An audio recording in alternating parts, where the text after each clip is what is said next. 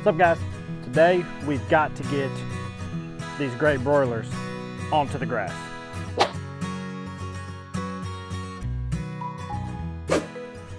So prior to bringing y'all out here with me, I did get a few things done ahead of time. So let me show you what we've done so far. No, he's not dead. He's just sleeping on the job.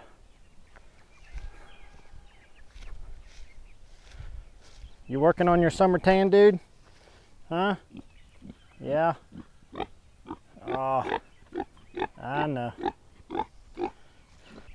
Anyways, guys, you can see I got them all loaded up inside of this chicken tractor, and they are closed up, and that is because I just moved them. I don't know how well you can see it, but this is where they were. You can probably see it better from here. So here is where they were, and then I just moved them up here to some new grass. They really started doing a number on this one. They started wearing it out, moving around. You can see how much dead spots there are, and I kind of left them here a little longer than I had planned to, and then you can see they kind of mashed it down right here. So, but it's early in the season.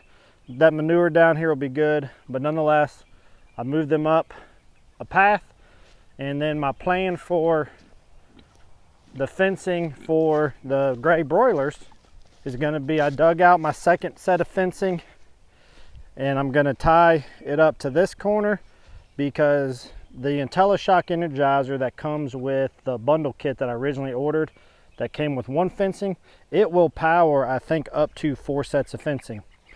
So if I'm able to bring this one to the corner, then I can power both this pin and this one that'll be here with the same Energizer.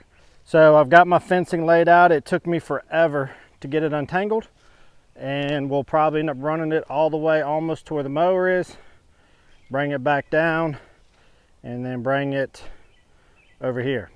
Now obviously this new kind of coop on a budget that we did for these guys is not going to be set up to where I can just let them out and let them run all over. I could pick them up and put them out, but I need to make sure I bring their food and water out as well, but then I got to put them back at night. That's not really what my plan is going to be. While they are in this particular area of the pen, is I will actually plan to move that coop within the confines of the electric fence every day to every other day. Early on when they're small, I can probably do every 2 days, but as they get bigger, I'm going to need to move them every day. The Cornish crosses, they only have about another 4 weeks, and then they're going to be ready for process.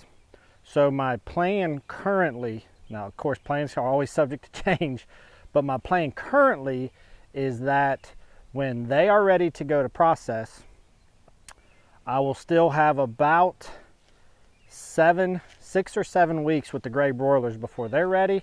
And at that time, I will transfer them into that coop that the Cornishes are in, and then I can let them out to just free range up until process time. That's my plan, but thus far this particular year, not many of my plans have gone, well, quite the way I had expected. So I'm gonna go ahead and start getting this fence set up.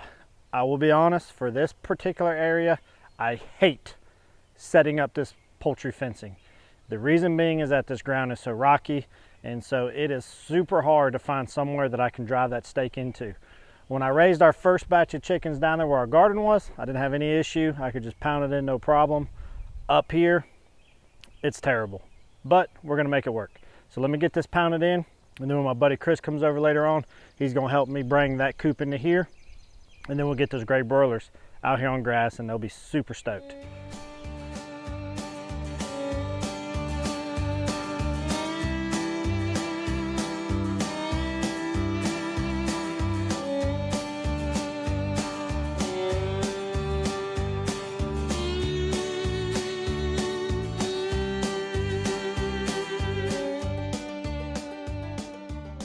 All right, it's hard for you to see it because we have the green poultry netting, so it kind of blends in with the grass, but as you can see right here, we got all 3 of these, and we'll end up making it to where all 3 of the poles come together right here.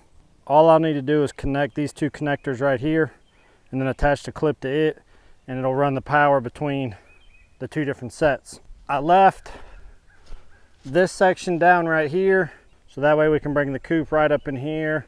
And I want to start it close to this fence, and I'll probably start in this upper corner, and I'll end up working actually side, forward, side, and I'll kind of just keep coming up like so through this portion of the fencing. So now what I'll work on in between to save on a little bit of time is anytime with this Premier 1 netting, you need to support the corners to give you more tension to keep it up off the ground. So like you can see, I've run this one right here. Now I will tell you, Premier 1, their electrified netting is good quality netting. There's 2 areas in their bundle kit when you buy it like as a package deal that in my opinion are inferior compared to their superior fencing.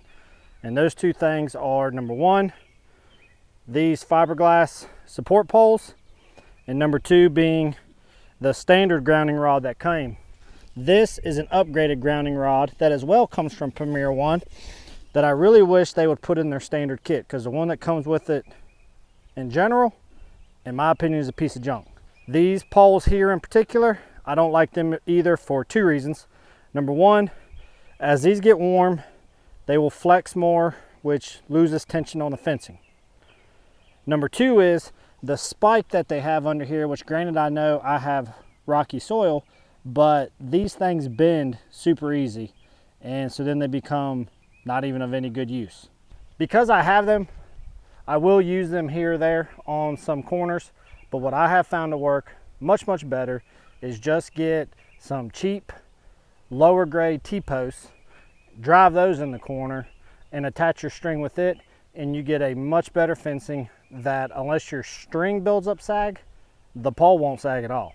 And then you don't have to mess with it as much versus these. You'll have to keep retightening and retightening. So Premier 1's fencing is great, but if you're gonna get it, I would look at upgrading your grounding rod and using just T-posts for your corner supports instead of whatever they advertise as their fiberglass support posts, whatever it is. But no, let's go ahead and get some of these corner supports in though, and then we'll wait for my buddy and we'll try to get these birds here on grass.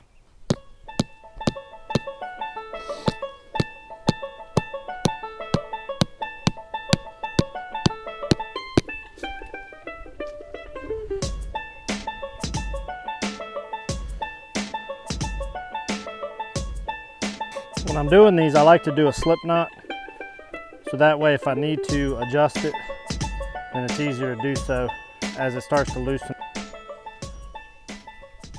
So you may be able to see how much that took a lot of that slack out. I usually like to have my sledgehammer when I'm punching in my grounding rod, but I'll try to use my mallet and see if we might get lucky and I may be able to get it in somewhere.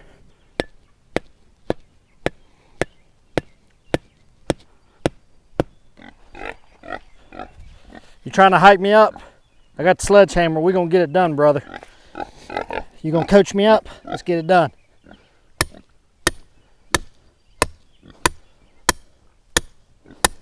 Definitely hitting something because it's going at a weird angle.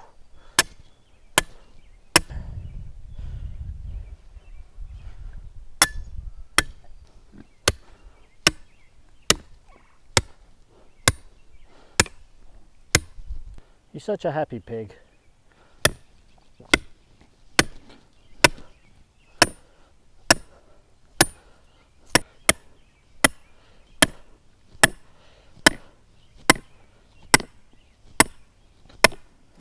What you eating, some hay, brother? So that's gonna wrap it up till we can get them over here. And once we get the coop in, a couple corner posts, put the water in, put the feed in, put the birds on grass. So my buddy Chris came over and we were able to carry this thing up. It was actually a lot lighter than what I expected. Really one person could do it if it wasn't so wide, but we got it here. This is pretty much it in its final place. I think this is going to work out good. Now all I need to do is I just need to get this section of fence put together and we'll be ready to rock and roll from there and get birds in here.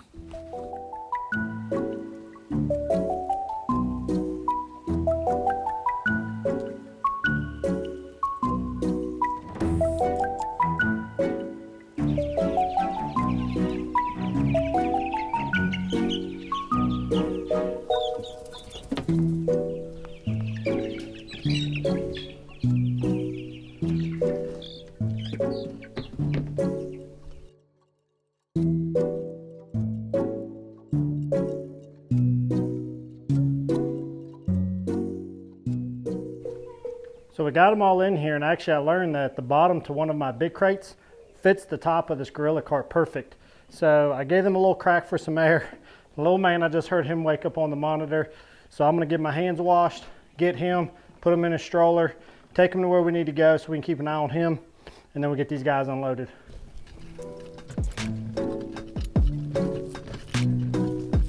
I need you to make sure that lid stays closed. Ideally, I would have brought them in here first, but I didn't have a chance. So let's crack it so they can get some air. But I don't want them getting out.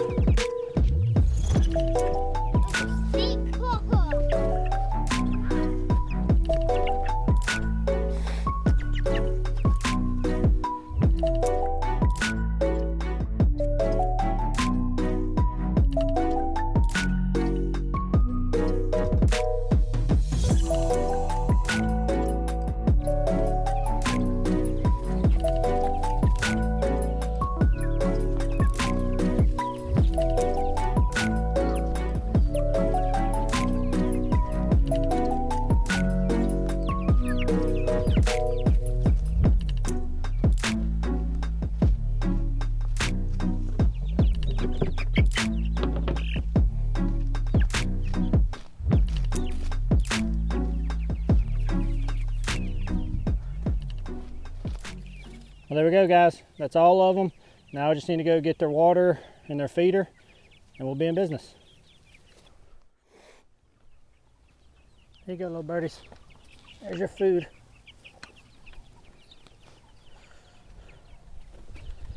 Now I do know I am going to need to get them a bigger feeder. Unfortunately, this is the only one I got right now. So I'm going to make that a goal this week to be sure to go get them a much larger feeder that's going to fit their needs. I'm a little worried that this water is going to be just a tad bit too high for them. I think a couple of them can reach it, but not all. So I'm going to try this landscape timber and see if that'll give them enough height to be able to reach it. Sorry about my voice, the pollen is terrible, so it's really messing me up right now. So guys, as you can see, they're on grass. Cornish crosses have been let back out, and there's one in the feeder again. Solar energizer's right there ready to go. As soon as I step out of this, we'll cut it on. I'll check the voltage on it. Everything should be fine though. I've hooked 2 fences up together before in the past, no issues. So everything should be good. As long as these guys are reaching that water just fine, they should be perfectly good here. I'm so glad to have them out of our shed. That storage building was gonna be a great asset to us to get us more organized, but I needed to get them out first. So now we can move on to that. Guys, we appreciate y'all hanging out with us. We hope today's content was of entertainment value or you learned something. If you haven't already, please subscribe and smack that like button for us. It really helps us out as this channel continues to grow. Y'all been awesome and we really appreciate that support. So guys, y'all take care of yourself. Enjoy each and every day. And as always, we'll see you here very soon on one of our next episodes. Bye guys.